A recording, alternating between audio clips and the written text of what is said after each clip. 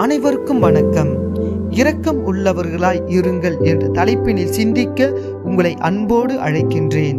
இன்றைய முதல் வாசகத்தில் பரிவு, இரக்கம், கனிவு, நல்லெண்ணம், மனத்தாழ்மை, பொறுமை, மன்னிப்பு ஆகிய பண்புகளால் நம்மை அணி செய்யும்படி சொல்லி அழைப்பு விடுக்கிறது.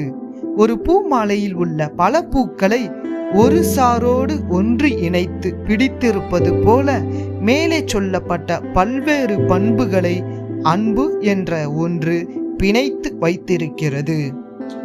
இந்த அன்பு தான் கடவுளையும் இந்த உலகையும் அறியவும் உண்மையை அறியவும் உதவுகிறது. அன்பு செய்பவர் கடவுளை அறிபவர். இவ்வுலகில் உள்ள அனைத்து மதங்களும் அன்பை தான் போதிக்கின்றன.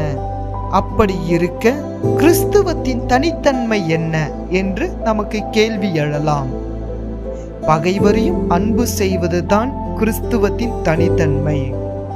நம் பகைவர், நம்மை வெறுப்போர், நம்மை சபிப்போர், நம்மை இகழ்ந்து பேசுவோர் ஆகிய அனைவரையும்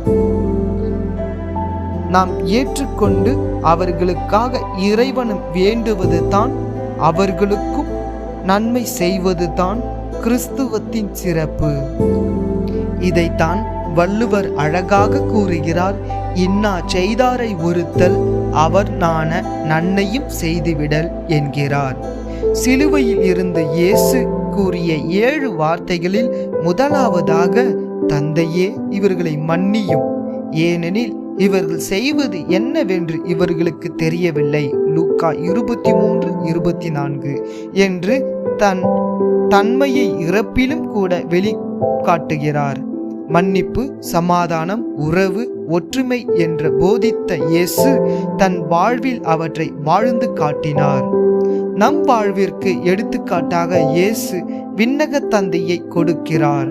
அவர் அன்பு கொண்டிருப்பது போல, மன்னிப்பது போல, இரக்கம் உள்ளவராய் இருப்பது போல நாமும் இருக்க வேண்டும் என்று இயேசு நமக்கு அழைப்பு விடுக்கிறார்.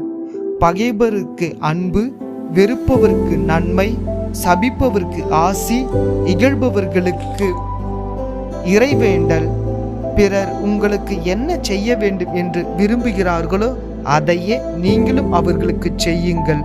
உங்கள் வானக தந்தை இரக்கமுள்ளவராய் இருப்பது போல நீங்களும் இரக்கமுள்ளராய் இருங்கள் என்று கூறி நம்மை இரக்கமுள்ள மக்களாய் வாழ அழைப்பு விடுக்கின்றார்.